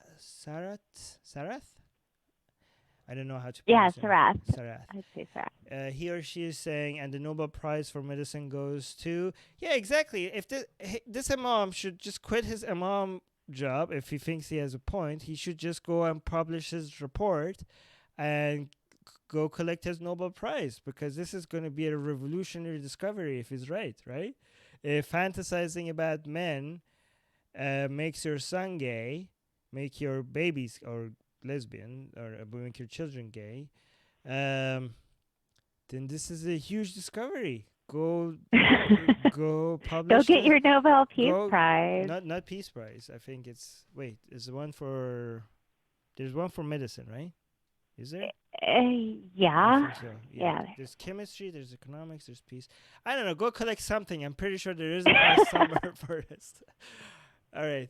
You will probably get more recognized for this in medicine than in Islamic jurisprudence. But anyways, let's go to Kenya. Whenever you put Kenya and religion next to each other, the news cannot be good. I mean, actually, never mind. Whenever you put religion in the news cannot be good, period, whether it's Kenya or not. Anyways, but this actually is good news. Oh, really? Okay. They just banned the humiliating and painful exam for men suspected of being gay. Wow. So, yes, Kenya is the first country to have a documented case where judges have ruled against it. So, wait, Kenya is the first country? Well, I mean, that's what they're saying, to have a documented case where judges have ruled against it. Because that was where it was needed, because it existed there, the first country. Because nobody else... Wait. Because it didn't exist anywhere else? Yeah. And it's now an international law, by the way. So let's just clarify this. What was This is what you were talking about just earlier, right? There was this painful exam in Kenya to check who's gay, right? Yeah. Yeah, if you're suspected of being gay, they would do a whole bunch of humiliating, torturous tests on you. Like what? Like they would check what? How would they test? I didn't know there was a gay test. Yeah, well, I'm not even sure if this is completely accurate. I mean, what they would do is they would I don't exactly know what anal probing torture is, but I guess they would probe you a lot and kind of see how your rectum reacts to it. They would, of course, swab it for sperm. Oh my! And check that. Jesus Christ. Just a whole bunch of things. I mean, like humanist organizations have actually been working hard to get this. This is such a weird shit to take credit for. We're the first people to have a law for this, to have a law to stop this. Well, the fact that you needed a law for this is already a problem. Like you don't. Yes. Oh, Jesus. It's kind of. Yeah, we sodomized people to test if they're gay, and now we banned it, and we're the first people to ban this. Congratulations. We were the first people who had a court ruling against this, and now it's maybe because this wasn't needed in other places. Yeah. Oh my God. But I'm happy that this. But okay, just to be clear, it's still very unsafe to be gay in Kenya, right? Yeah, very unsafe. It's one of the most unsafest places to be gay, isn't it? Yeah, it is. I mean, I think they said, I'm not sure if that's Kenya, but people are arrested for being gay. People are killed for being gay. Oh yeah, they'll be killed for being gay. Yeah. But I mean, I guess that can be said about other places too, like Malaysia. That's not a safe place. You're not killed in Malaysia for being gay. I mean, not at But least people will kill you. People will kill you In for being transgender. Yeah. Hmm. Yeah. And that shocked me when I learned about it. It was for a previous episode we had done. Oh. But yeah, like they have a really nasty way of treating people in the LGBT community. Anybody from Kenya, please comment if you see this on YouTube later. Let us know what you're thinking. Also, if you are gay and you live in Kenya, please go if you think if you want to let everybody know about the situations there, you can go to atheistrepublic.com and go leave a record an audio message which gets published on our Atheist Republic voicemails podcast. Please feel free to let the rest of us know what the situation is there like and what could be done. But I guess I guess the fact that, do you think they did this because they were being this is wrong, or too many straight people were being forced to go through this exam, and a lot of straight people started complaining? I don't know. Right. I really don't know. I don't know. I guess it's progress, but the fact that this progress is even needed is already fucked up. Exactly. Yeah. Yeah. Anyways, next, is there any comments on the live chat about this? Brian, I had to mute myself to keep from laughing at this one, but he said, I heard the same probing story from a redneck in Oklahoma. Yeah, just because of being from the South myself, redneck jokes still get me cracked up. That's race. That's race. You're being racist. Terrible. All right. Okay. Famous Turkish singer. All right. What's next? Yeah, so famous Turkish singer was sentenced to 10 months in jail for insulting the president. My God. And this is insane, though. Like what this singer Turkey. did, and I'm afraid of butchering this name. Zuhal Alkay. Sorry. One of the lyrics, she changed the lyrics to one of her songs and then she like made a hand gesture while singing the president's name, and that's why she's being sentenced to 10 months in jail for a hand gesture while singing his name. What kind of, like the middle finger or something like that? What kind of hand gesture? They just said an insulting hand gesture. I didn't like that could be anything, I guess, if you want to read into it, right? I don't even know. I don't know. And they claim to be a secular democracy. And she said that the gesture was actually aimed at an audience member, but they didn't care. Really? Yeah. So it could have been even, she could have, it might be possible that she wasn't even insulting Erdogan. Yeah, absolutely.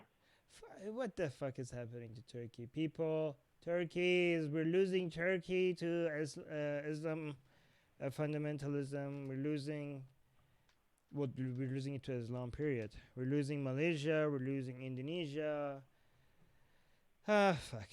And he has filed more than 1,800 cases against people, including cartoonists, a former Miss Turkey winner, and school children on accusations of insulting him. All right, people, you guys, we need to start memes about Erdogan because he gets really easily offended, right? He wanted to, he went to Germany. Somebody wrote something about him in Germany, and he wanted to use Germany's laws against that person, which is weird, right? In Germany, like he can't even accept people from outside his country that are not even Turkish to make fun of him. I think we need to these things need to backfire. We're seriously, you know what they're really offended about? Anything gay. So maybe you know how we had the Putin gay clown picture that was banned. Yeah. That was banned in Russia. By the way, a lot of people say it wasn't banned in Russia because there was no laws against it, and people don't understand. In Russia there's a lot of unwritten laws that you just know that you're gonna get shit for it, even though it's not on paper. It's kind of the same sometimes in Iran. Like the law says you can't discriminate against Baha'is or against Sunnis in Iran. But guess what? The government does it anyways. But anyways, I do think we should have a gay clown version of Erdogan, because nothing gets these people more offended that associating anything gay with them. You know, they're very scared. You know, you remember we got more death threats in the Atheist Republic when we had the gay Kaaba with the rainbow colors than when Oh my goodness, yes. we got more than when we drew Muhammad. That was the worst. Like that shit went viral, right? We got so many death threats. So whenever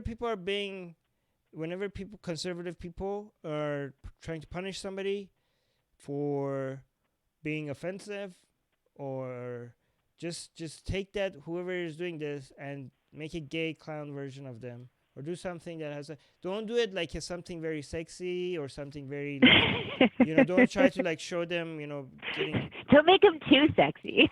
No, like I'm just like, don't make them like don't make something like a sex act being done on them or something. Make something that is just a lot of people will share. You know what I mean? Like just a gay clown or something like that, right? Something that a lot of people that don't want to share stuff that are too sexual, wouldn't want to share that. A lot of people, like, when they want to make offensive stuff, they go so out of their way to make it so offensive that nobody shares it. You have to hit the right balance. You have to make it offensive to people that get offended by random shit that is not really shouldn't be offensive, but not offensive to people that are not that sensitive, right? Or at least exactly, yeah. There has to be the happy medium there. It has to be something that gets shared a lot, but still pisses sensitive people off. So we need to desensitize. It needs to backfire. Every time people want to shut people off just because they're being grossly offensive or something like that, it needs to backfire. I think like in UK, when they arrested that guy, well, actually, I don't know if they arrested. Yeah, they have arrested him, but he hasn't got a sentence yet for making his dog do the Nazi salute. I think everybody should start teaching their dogs in UK how to do the Nazi salute and video it. And there should be like thousands of dogs doing Nazi salutes on YouTube now. So let's say, can you now arrest all of us? Are you gonna arrest everybody? Right, yeah, exactly. Something like that. Yeah. Jeremy Pace is asking in our YouTube chat if we got death threats from Christians. I'm assuming over the Rainbow Kaaba. No, it was mostly from Muslims, but we do get death threats from Christians really? too I've on never other topics. We do? I've never. Oh yeah. Yeah. You, not as much as Muslims, but we do. We do. We typically, from angry Christians, just get told we're going to hell, but we do get the occasional death threat from them as well. You do more than me. I don't know. It must. I don't know. Maybe it's because I came from a Christian background. I'm an ex-Muslim, so I was already lost. Which is actually interesting because Muslims are also more upset with ex-Muslims than other people that criticize Islam. Yeah. Anyways, let's go to the next one. Anything in the comments? Yeah. Wait, anything in the comments? Anything in the comments? All right, no. All right, next one. Next one. So, Mrs. Waga. I'm assuming I'm probably pronouncing that wrong. But a teen from there was arrested in a New York City terror plot, and his family has stepped forward saying that the FBI operated a sting operation where they fooled him and they got him wrapped up into saying that he wanted to blow up Times Square and the subway system, and that he was a depressed kid. He wasn't a violent extremist. He was just a teenager struggling with mental illness and drug addictions, and that the FBI informant actually set him up. Right.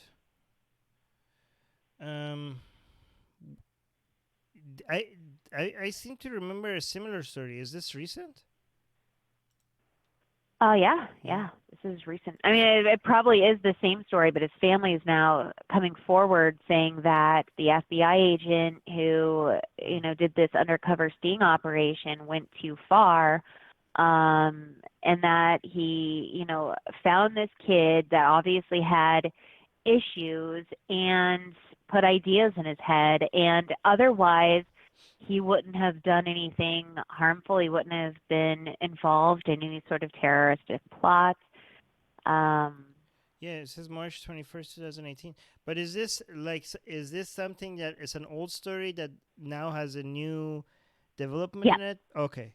yep, Okay. yep. And what's the That's new it. thing that is happening? The fact that the family is The family is coming forward saying that the FBI profiled their son to find somebody to blame, to set up.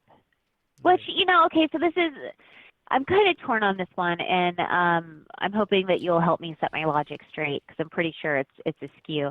Um, if this kid is so easily picked out and convinced to blow up Times Square and subway systems, doesn't that make him a danger? I mean, if someone came up How to old me, was I hope that I would have said no. but I think he was 16. Nope, yeah. nope. Well, he's 20. He's 20 now. Um, I think this happened 2 years ago. So he was a teenager when this happened. Right. And he had mental illnesses and he was on drugs. Right. I mean, I don't know if if this was I really I don't know the details, but if this was something else, like if the police came to me and be like, "Hey, we're gonna rob a bank. Do you want to do it?" And I say, "Here's our plan. It's gonna be great. It's gonna we have everything figured out. We just need one more guy." And then I say, "Okay, fine, let's go do it." Then I think the law is that that's not gonna stand, you know, because if the police is actually setting me up to do something, that's you can't. I'm not sure. People correct me if I'm wrong, but you can't get charged for that, right? Or else the police would be You you can okay. So this actually happened in Canada. These kids, they got set up by what they called in Canada a Mr. Big sting operation, Mm, where this guy came up to these two kids who were being accused of killing one of the kids' family. But they couldn't find any proof linking the kids to the murder. So they did this Mr. Big sting operation where the guy got them to do a few petty crimes to get money, and then was like, "Oh my God, why didn't you tell me you're being investigated by the police for this murder? Tell me everything. I want to know every detail so I can keep you safe. And if you don't tell me every detail, I'm going to hand you over to the police. They already have this evidence on you." And they showed like fake evidence to these two teenage boys. So the boys came up with some story saying, "Okay, well, we did it," because they were shown paperwork saying that the police had proof their DNA was all over the crime scene. So they thought they were about to get killed. They thought this Mr. Big guy was going to protect them from the police. So they came up with this story and they confessed it, and it was all on film. And that's what got them their conviction of life in prison, because of that Mr. Big sting operation. So I think that the law changed after that Canada doesn't allow that type of sting operation anymore, or maybe they just don't allow it on teenagers. But okay. in America, that's different. So okay, They have so different laws. this happened in Canada, but it was a plot to do something in New York, right? I don't know Because about it this says one. NYC. Yeah, this was Uh, this was all planned in New York. This this was one was. planned in New York, but the kid is from Canada. His lawyer is from Canada, at least. There's something in Canada. How long and will you be allowed to return to Canada? Yeah, it seems like he's from Yeah. Canada, but the plot was from to do something in the U.S. In New York, In New yes. York, right? And he thought he was working with the Islamic State. Right. So. So I don't know. I mean, this is I don't know what the details are, but I'm happy that we live in Canada as a country at least that the police is they're being investigated, right? I mean, in you can't if this was Iran, or I don't know, in just a previous story, Turkey, you could you go to jail for making a gesture about your president, right?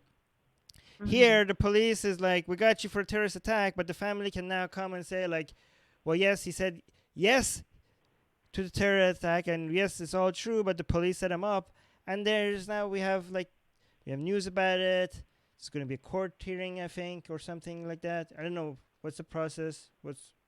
Whatever the process, there's going to be investigation. There's a lot. Well, I think there already has been a lot of investigation.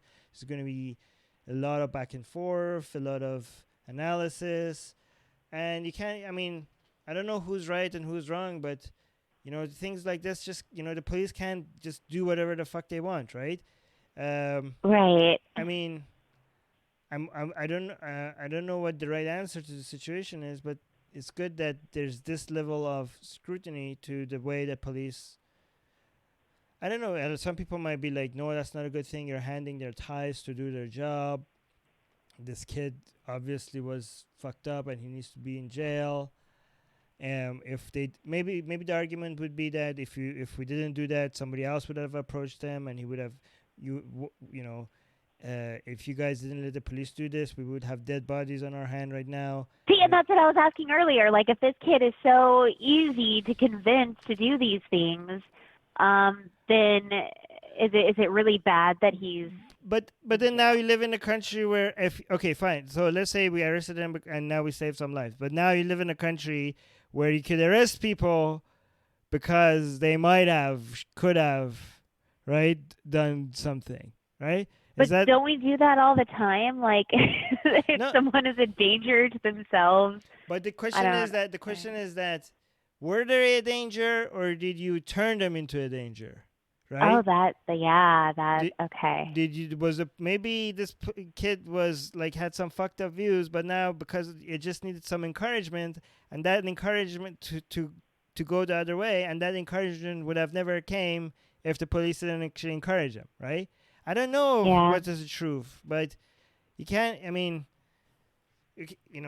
we don't want thought police, right, in the Canada or US, right? We don't want to be like, no, you're gonna go to jail because you might have. I don't know. We don't know, yeah. right? I don't know. So I don't know what the right answer is, but the fact that we have this level of investigation, it might be a good thing. Some people might disagree, or it might be a bad thing because we're getting justice. We're gonna have, like we had in France, right? That guy in France that just that got shot.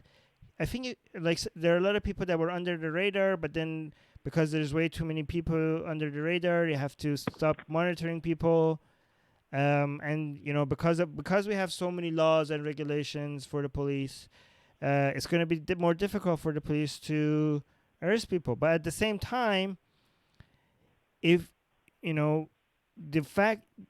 reason why these Western countries are the way they are and not like Egypt or Turkey or Iran is the fact that we value people's rights, right? So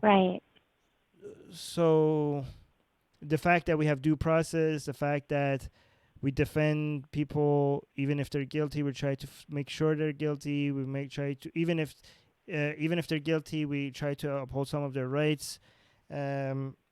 I mean, this is what makes these countries worth defending, right? So don't, for the sake of security, don't just give up all these values, because then you're basically are going to slowly turn your country to the countries that you're defending yourself from. Yeah. But I'm pretty sure there's a lot of detail that goes into cases like this, and we shouldn't just make a judgment on what the right thing to do is based on just reading the headline. So I just hope that people don't overreact to things like this, And again, a lot of times, you might think like the right thing to do. Sometimes you might be right. It might be the right thing to do, but in that specific case, but they can't do it because the law doesn't allow it. And the making a law that does allow it would be more destructive than helpful even if in that specific scenario it would have been helpful. Do you know what I mean? Like Yeah. you might prove that in this scenario, in this specific scenario, it's actually helpful to do something, right? So let's make a law that allows these kind of actions. But no, because even if you could find one example, it doesn't mean that that law would actually allowing something like this would have a net benefit. You know what I mean? It could actually, the cost to it might be much greater than the benefit. But we don't know, so just We try to, don't. Yeah. yeah, so try to withhold judgment if you don't have all the details, and even if you have all the details, you might not have the expertise to make a judgment on it. So John is commenting on this. He says, "Gee, when I was a teenager, I had depression and used drugs, but never once thought of blowing people up. Fuck him and his apologist family. Let the little shit rot in prison." Yeah, I mean, these are emotional reactions. I mean, to something like this. The fact is that whatever this kid deserves or other people deserves, you have to be careful about not making your laws function. Your laws shouldn't function in a way that satisfies your personal desire for revenge or fairness. Laws are supposed to make your country more secure. Actually, fairness, maybe fairness, I'll take back fairness, but sometimes fairness, for example, let's say that, let me give you an example to make my point. Let's say, for example, your child was killed by ISIS, right? And then you capture a whole bunch of people that are very likely ISIS. And you emotionally might want to just shoot them all, even though they're all arrested, none of them have a weapon, they're all handcuffed. And I understand personally why you just want to shoot them all. But I hope we don't have a government that allows you to shoot them all without actually just sitting there with their hands, without actually. First of all, I'm hoping there's a due process to actually go prove that they were part of ISIS. And even if they were part of ISIS, I don't know if killing them would be a good idea, because they're all now martyrs now. You just mission accomplished.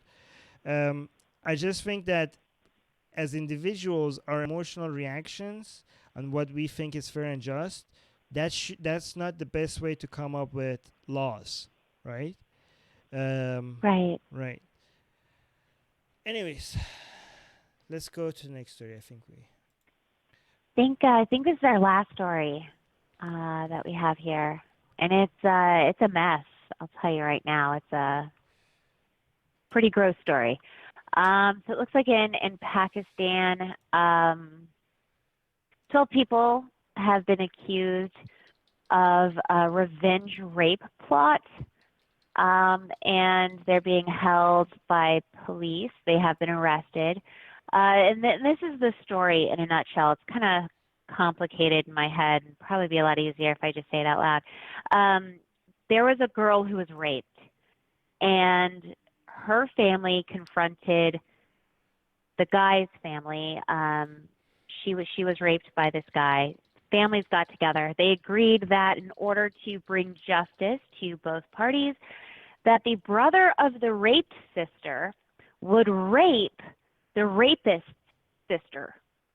And if they did that, then they would call it even Stevens, and everything would be okay. So they actually wrote this out on paper and signed that no party would take legal action against the other party. And yeah. Okay, wait. So let me get this straight. Somebody raped someone else's. Somebody raped someone else's sister. Uh-huh. And this is a local court.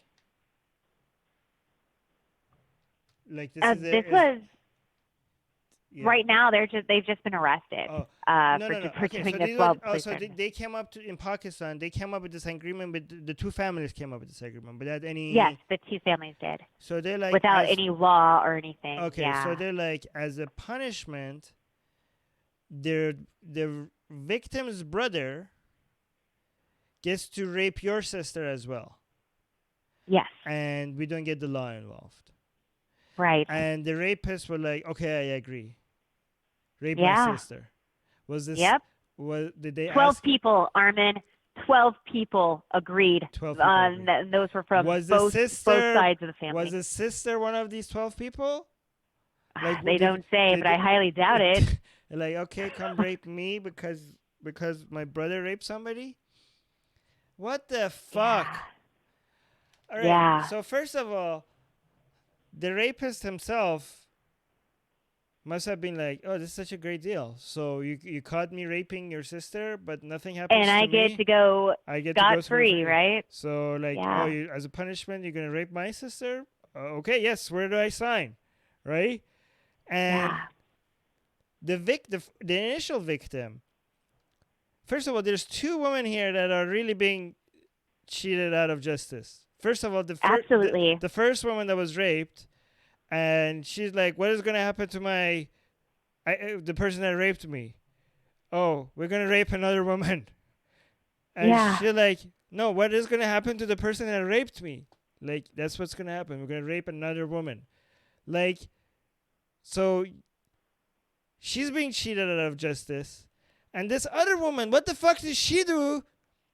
That Nothing. You're paying. She's done nothing. And the thing is, I don't even know how old this girl is, right? But I mean, can you imagine? Oh my God. And 12 people got together and like they just read this and they're like, yeah, that seems fair, and they all signed it. Two families and okay, so two families. Two Yep. families. They just read this agreement and they all were like, yeah, that seems the families of the rapist and the victim, right? Yep. And they feel like this seems right. So, well, I mean, let's look at the silver lining. The second rape didn't happen, right? We don't know. Because They didn't got say. arrested. So another silver lining is that Pakistani government is not. Pakistan is not like Iran and Saudi Arabia. The people are more religious than the government in Pakistan, right? The Pakistan government is just so scared of its people that it's religious because of its people, I think. Sometimes, I'm not sure all the time. But at least in this situation, the government came and arrested the both families for signing this document, right? Yeah. Yeah. So they both got arrested for it. I mean, what they're doing is they're saying, let's obstruct justice, right? And let's create our own revenge rape as justice with revenge rape. What the fuck? And I don't. It doesn't say if the other girl was raped or not. Doesn't say. Did they arrest the first victim? I heard somebody saying that they might have arrested the first victim for signing this document. No? Really? I'm not sure actually. I don't know. I mean, they name Nida was the girl who got raped, and I don't see her name listed, but it does say and two other women. They arrested the second sister of the other family. Wait, I don't understand. Is that true? Can you check? Because Christopher is commenting on the article, and he's saying, "Why the hell was the second victim arrested?" Can you take a look? It doesn't say. It doesn't say if she was arrested or not. So. I hope the rapist was part of the people that was arrested. Yes, the rapist was arrested. Okay, good. Well, yeah. Like seriously, I'm hoping there was somebody in there that was like, in the family, a black sheep or something. They're like, hey guys, are you serious? We had one person raped, and now to get justice, we're gonna rape a second person. that had nothing to do Well, with and, this? and here's what the rapists are saying. In order to save our son, let's sacrifice our daughter. Right? So even if you look at it from that perspective, that's so messed up. Okay, so I'm seeing a second comment. Rebecca is saying, why was the girl who was raped for compensation arrested? So this means two things. Can you check in the article? Because this means that, first of all, the second girl was raped, and she was also arrested. Is that true? I don't see Nida's name listed, but it does say and two other women. So I think people got confused at the two other women, assuming that they were the victims here, and I don't think that's necessarily the case. Right. So I think it's just due to the weird wording of the article, because Nida,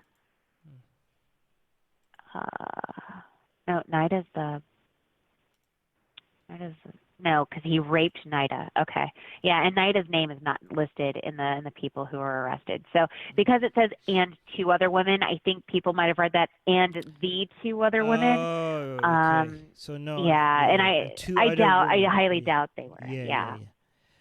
No, I hope not. That would make it even more insane that there already is, and I don't think that's possible. Right. Beige is saying that there was a similar case years ago, but everyone was acquitted. Oh, that's sad. Yeah, I remember. I think I remember that one, because I think the difference. Beige, correct me if I'm wrong, but I think the difference between this one and that was like an Islamic local court that the government didn't want to fuck with, and this is like just two families, right? Yeah. But you know this what? is just two families that got together. Right. But you know what this is? I think shows how much they see women as property, right? Because actually this is so. Look, listen to this, okay? Listen to this carefully. Because to the minds of the family, when you raped a woman, the crime that was committed was not against the woman that you raped. The crime that you committed was damaging the property of the man that owned the woman, right? The harm that you caused was not to the woman that you raped. You basically, they had something which was a pure woman, and now it's broken, right? And that is so fucked up. Yeah, because now it's unpure. So now, an eye for an eye, we have to damage your property, and this is why it never crosses them. So the brother was offended. It's not, and this is, think about everybody in this scenario. When the brother agrees that the punishment should be that I rape your sister, this shows to us that for him, it's not the sister that he's worried about, that he thinks it's the honor that you damage, the family's property that you damage. It's not the fact that you hurt the woman that the crime has been committed against, and the fact that you think that's and the fact that the family on both sides agrees to this document shows to them that they don't give a shit about the woman, because they're not. And if they actually were wanting justice for that girl, they were like, no, something has to be done to the person that committed the rape, right? Yeah. So it seems like they're not. They think that justice has been served if they do the same damage. So they're not. They don't even want. Oh my God! It's so. I don't know if I could put you guys in the mindset of what is being thought here that makes all of this make sense to them, right? Yeah. But it really highlights how they see women as properties, and not as, because the crime was not against the woman. The rape was not a crime against the woman. The rape was a crime against the brother. Wow. Do you know what I mean? Yeah. Wow. Oh my That's hard to wrap your mind around. I think it's just. God. Yeah. Anyways, I think that was our last Uh, news. But yeah, that was our last news. Beej did answer your question, though. He said that it was a local court. So. yeah, I think that's why the government was like, yeah, we're not touching this. We're not we're not putting religious judges into prison. I don't know, guys. Tell us if they have any update about that latest case. But I don't think I mean just recently in Pakistan they had something where they forgot to mention Muhammad as the last. They mentioned Muhammad, they forgot to mention that he was the last prophet, and there was a fucking protest that government officials had to resign and shit over it. They are really taken hostage by their own people there in Pakistan. Like it's very scary. It's not a country. If I'm in Pakistan and I get accused of blasphemy, I want to get arrested. I want to get arrested because I'm more afraid of the mob that is going to show up at my door than the government. I want to be. Yeah. I want to stay in prison. I will like give me a life sentence because as soon as you set me free, somebody's going to come burn me alive. After watching what happened to Marshall Khan, absolutely. Yeah. Yeah. Um. I know. Oh, Beej, when Beej is saying my visual was frozen, but was the audio okay? I hope the audio was fine. Anyways, all right. So that was our last news. What was the closing remarks? I have to make some closing remarks. I forgot what to say because I promised to make the closing of these less awkward, but I forgot to come up with the closing. Anyways, thank you everybody in the live chat. Let's look at some of the Beaches. Always has the greatest comments. Travis, I see Travis on Facebook chat. Sardar, Dylan, who else? Andres, Jim, Joe. Karen. On the Facebook chat. Yeah, and anyways, thank you everybody. Thank you for your comments. Your comments are really helpful. I don't know. I'm hoping we get more comments in the live feed. But I'm gonna go out and I'm gonna spend some time with my dad because he's in Vancouver for a little bit. But once I get back, I'm gonna release this on our podcast on our podcast, the audio version of it as a podcast as well. Please support us on Patreon or just go on whatever you can. Or if you don't want to do that, just share and